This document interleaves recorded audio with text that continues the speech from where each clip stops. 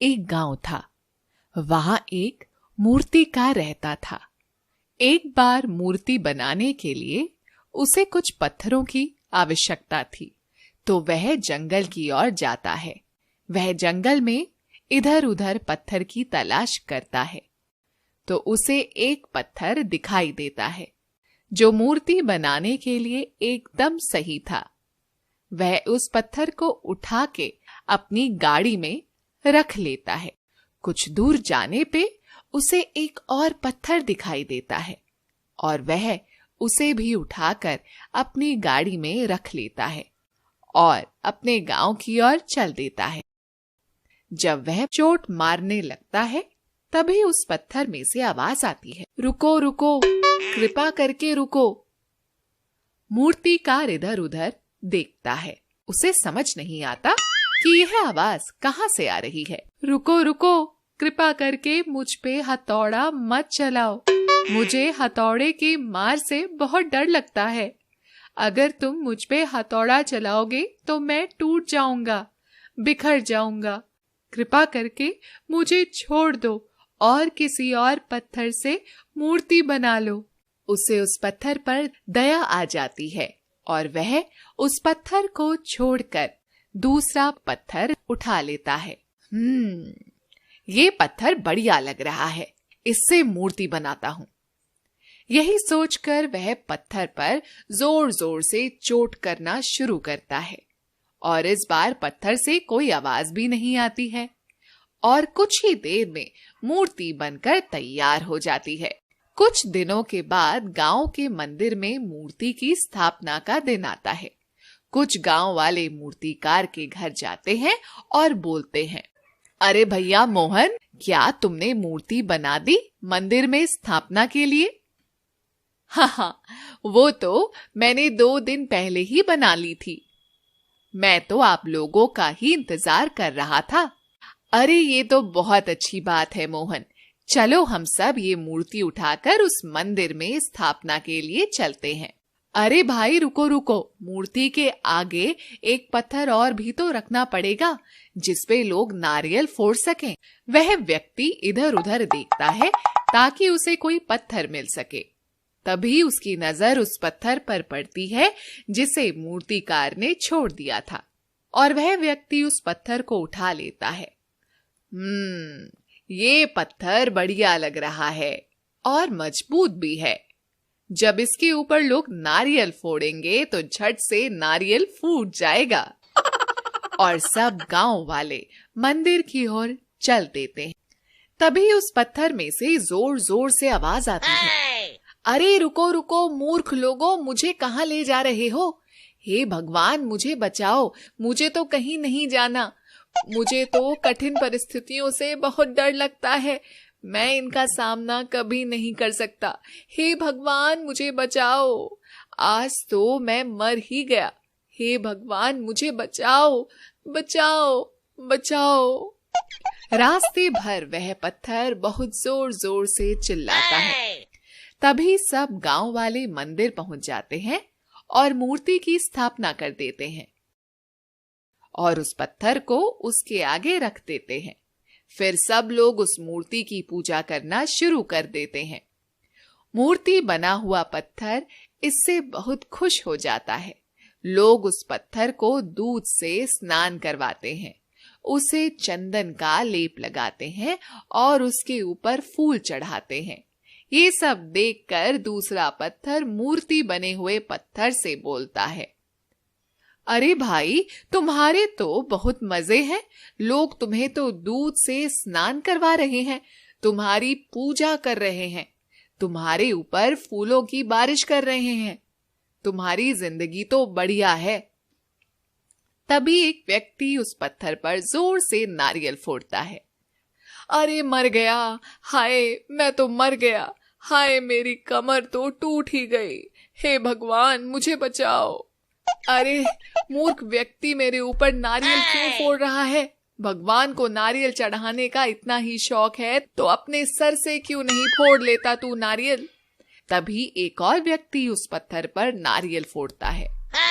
हाय हाय मर गया, आज तो मेरी शामत ही आ गई, हे भगवान, मुझे कहाँ फंसा दिया आज आपने।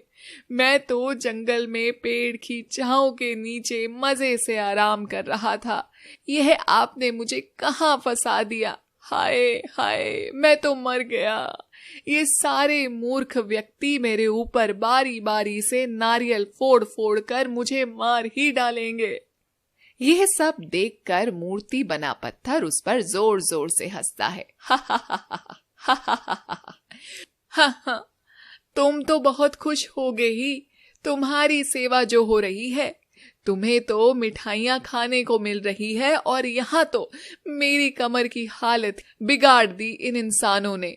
हाय हाय, बहुत दर्द हो रहा है, कोई मलहम ही लगा दो।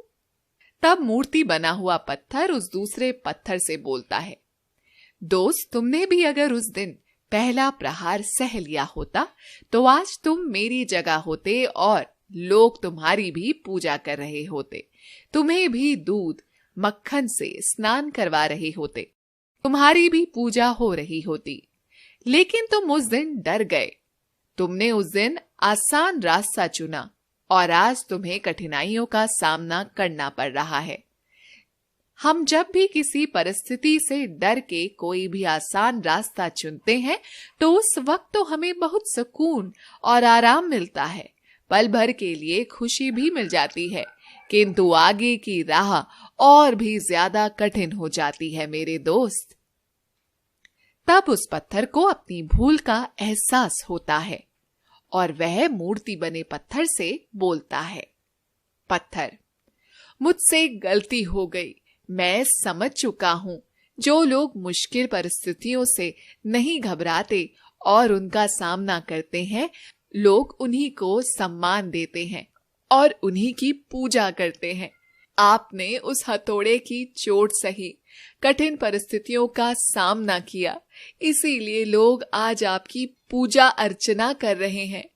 आप अवश्य ही ईश्वर हैं भगवान। मैं आपकी शरण में आना चाहता हूँ, मुझे आप अपनी शरण में ले लीजिए। मुझे अपनी गलती का एहसास हो चुका है, मैं अब किसी भी कठिन परिस्थिति से नहीं घबराऊंगा भगवान, मुझे शक्ति दे भगवान।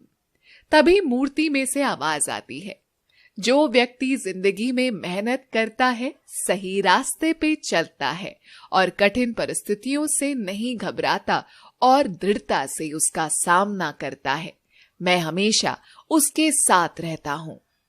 तभी एक व्यक्ति उस पत्थर पर जोर से नारियल फोड़ता है। इस बार वह पत्थर अपनी आंखें बंद करके जय श्री राम, जय श्री राम, जय श्री राम बोलता है और नारियल फूट जाता है। जब वहां पत्थर अपनी आंखें खोलता है और देखता है कि नारियल तो फूट गया और इस बार उसे बिल्कुल भी दर्द नहीं हुआ, तो वह भगवान का शुक्रिया अदा करता है और भगवान को वचन देता है, हे भगवान, मैं आगे से कभी भी किसी कठिन परिस्थितियों से नहीं भागूंगा, बस आप हमेशा मेरे साथ रहिएगा। नारियल फूटने की वजह से नारियल का पानी उस पत्थर को भी पीने को मिल जाता है और लोग भगवान को भोग लगाने के बाद मिठाई को भी उस पत्थर पर रख देते हैं, जिससे उस पत्थर को मिठाई खाने को भी मिल जाता है। तब भगवान उसे बोलते हैं, देखा तुमने, आज मुश्किलों का सामना किया तो उसका फल भी तुम्हें मिलने लगा है ना? हाँ भगवान, आप सही बोल रहे हो। मॉरल, कठिन वक्त सबकी जिंदगी में आता है, आज नहीं तो कल जरूर आएगा, लेकिन उस कठिन वक्त का सामना करने के लिए क्या आप तैयार हैं? अपनी जिंदगी का मजा जरूर लीजिए, लेकिन पहले आगे आने वाले कठिन दिनों की तैयारी करने के बाद, क्योंकि जब कठिन वक्त आता है तो फिर आपको मौका नहीं मिलेगा। एक बार सोचिएगा जरूर। अक्सर चुनौतियों से, संघर्षों से हम डरते हैं, लेकिन संघर्ष ही तो हैं जो हमें और अधिक मजबूत करते हैं और जिंदगी की कठिनाइयों से लड़ने की हिम्मत देते हैं और हमें सक्षम बनाते हैं, कुछ भी कर पाने के और कुछ भी कर गुजरने के। इसलिए जिंदगी में कभी भी कोई चुनौती आई तो उसे घबराइए मत, बल्कि हंसकर उसका सामना कीजिए। ये कहानी कहीं ना कहीं अगर आपके दिल को छुए तो प्लीज लाइक जरूर कीजिएगा। Humanity should be our race, love should be our religion. Thanks for watching.